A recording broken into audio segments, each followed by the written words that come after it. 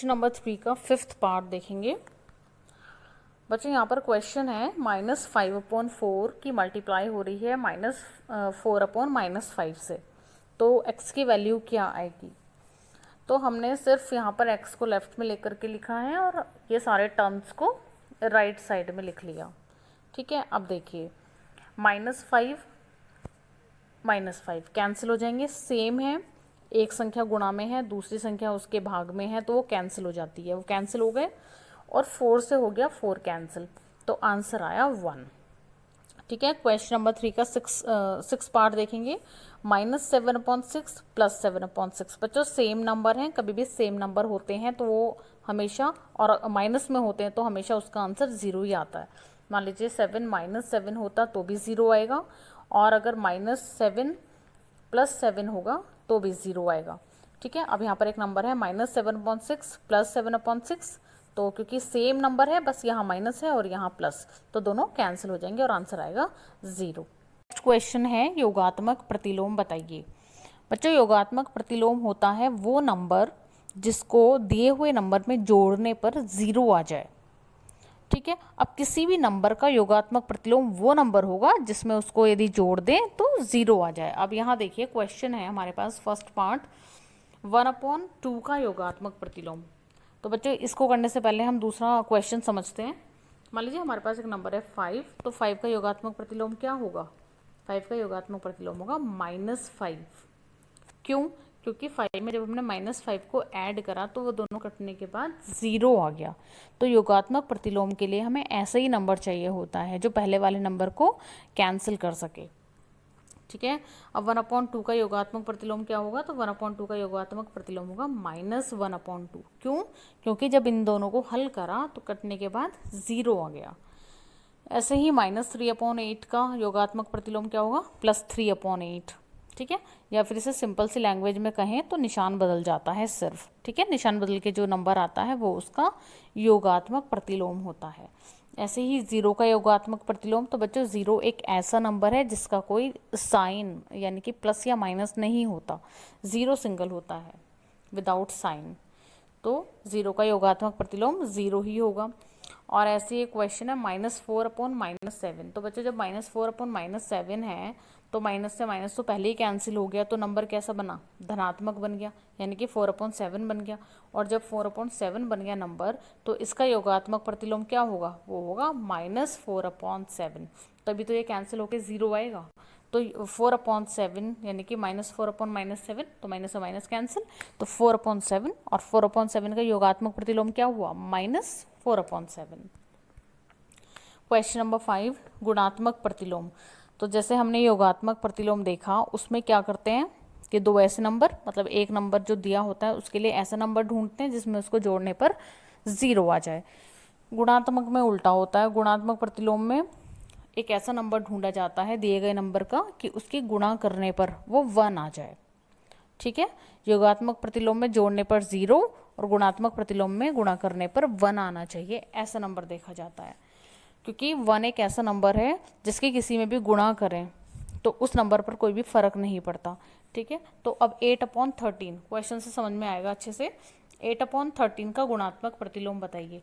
तो बच्चों 8/13 की गुणा किससे करें कि गुणा करने पर 1 आ जाए, इसका मतलब ये है गुणात्मक प्रतिलोम का। तो ढूंढते हैं ऐसा नंबर, 8/13 दिया हुआ है, इसकी गुणा किससे करें, ध्यान रहेगा गुणात्मक है तो गुणा करनी है, तो इसकी गुणा किससे करें, तो इसकी गुणा हम इसके जस्ट उल्टे नंबर से यानी कि 13/8 से कर दें। तो जब हम इसकी गुणा 13/8 से करेंगे तो 13 से 13 कैंसिल हो जाएगा, 8 से 8 कैंसिल, और क्या आएगा 1, और हमें ऐसे ही नंबर चाहिए था। तो 8/13 का गुणात्मक प्रतिलोम होगा 13/8। ऐसे ही -6/19, तो इसको भी यदि हम सिंपल लैंग्वेज में समझें तो बच्चों -6/19 का गुणात्मक प्रतिलोम करने के लिए संख्या जस्ट पलट जाती है। ठीक है, लेकिन आपको फिर भी इसका बेसिक कारण समझ में आना चाहिए। तो -6/19 का गुणात्मक प्रतिलोम -19 क्या बन जाएगा, अंश, और 6 बन जाएगा हर, -6, तो 19/-6।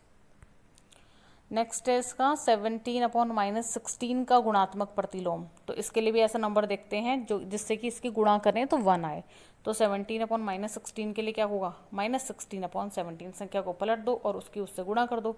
तो जब 17/-16 की गुणा इसी की जस्ट पलटी हुई संख्या यानी अंश का हर और हर का अंश बनी हुई संख्या से करेंगे तो क्या आएगा, 1 आएगा।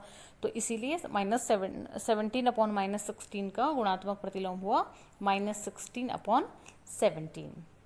ठीक है, ये सिर्फ मैंने आपको समझाने के लिए यहाँ पर लिखा हुआ है, इसका कोई यूज़ नहीं है। ये आपको बस पता होना चाहिए कि ऐसा करने पर 1 आना चाहिए, इसीलिए ये नंबर हमारा क्या हुआ, गुणात्मक प्रतिलोम हुआ। ठीक है, -9 का गुणात्मक प्रतिलोम क्या होगा, -9 की मल्टीप्लाई किससे करें कि 1 आए, इसके जस्ट उल्टे यानी 1/-9 से। ठीक है, तो -9 का गुणात्मक प्रतिलोम क्या हुआ, -1/9। ठीक है, और ऐसे यदि 1/2 होता तो उसका गुणात्मक प्रतिलोम क्या होता, इसका जस्ट उल्टा यानी 2/1 तो 2। ठीक है, अपॉन में 1 की कोई खास इंपॉर्टेंस होती नहीं है, तो सिर्फ अगर 2 भी लिखेंगे तो भी चलेगा। तो 1/2 का गुणात्मक प्रतिलोम 2/1। तो ऐसे ही यहाँ पर -9 का गुणात्मक प्रतिलोम 1/-9। तो बच्चों योगात्मक प्रतिलोम और गुणात्मक प्रतिलोम दोनों में कन्फ्यूज मत होना, इनको अच्छे से क्लियर कर लेंगे। ठीक है, इसके बाद इन्होंने एक क्वेश्चन और दिया है 2/5 × 9/4 का गुणात्मक प्रतिलोम। तो इसको निकालने के लिए सबसे पहले इसको सॉल्व कर लीजिए।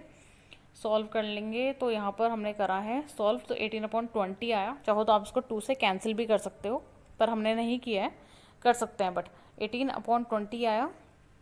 ठीक है, क्योंकि 2 1 2 2 2 4, तो 9/5 2 10, तो 9/10 भी आ सकता है। तो उसका उल्टा क्या हो जाएगा, 10/9।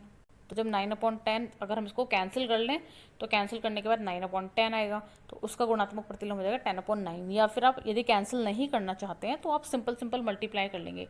सामने सामने की हमेशा गुणा होती है, जब गुणा का साइन होता है बीच में, तो 2 में 18 और 5 चौक 20, तो 18/20 आया। और उसका गुणात्मक प्रतिलोम इसका जस्ट उल्टा यानी कि 20/18। फिर भी मैंने आपको समझाने के लिए यहाँ पर लिखा हुआ है 18/20 की गुणा जब इसके जस्ट उल्टे यानी 20/18 से करेंगे तो 1 आएगा। तो 18/20 का जो गुणात्मक प्रतिलोम है वो होगा 20/18। इसके बाद लास्ट क्वेश्चन 1F का सरल कीजिए, -32 × -5/4 × -3/-20 × 0 × -13/5, इन सब की मल्टीप्लाई करनी है। तो बच्चों मल्टीप्लाई करने से पहले यहाँ देखिए, यहाँ पर 0 है और 0 की मल्टीप्लाई कितने भी बड़े नंबर से हो आंसर क्या आता है, 0 आता है। तो क्वेश्चन का आंसर हुआ 0। बच्चों 1F कंप्लीट हो गई है। इस एक्सरसाइज को और इससे पहले वाली जितने भी एक्सरसाइज हैं उनको अपनी फेयर कॉपी में करेंगे और काम को बिल्कुल कंप्लीट करके रखेंगे।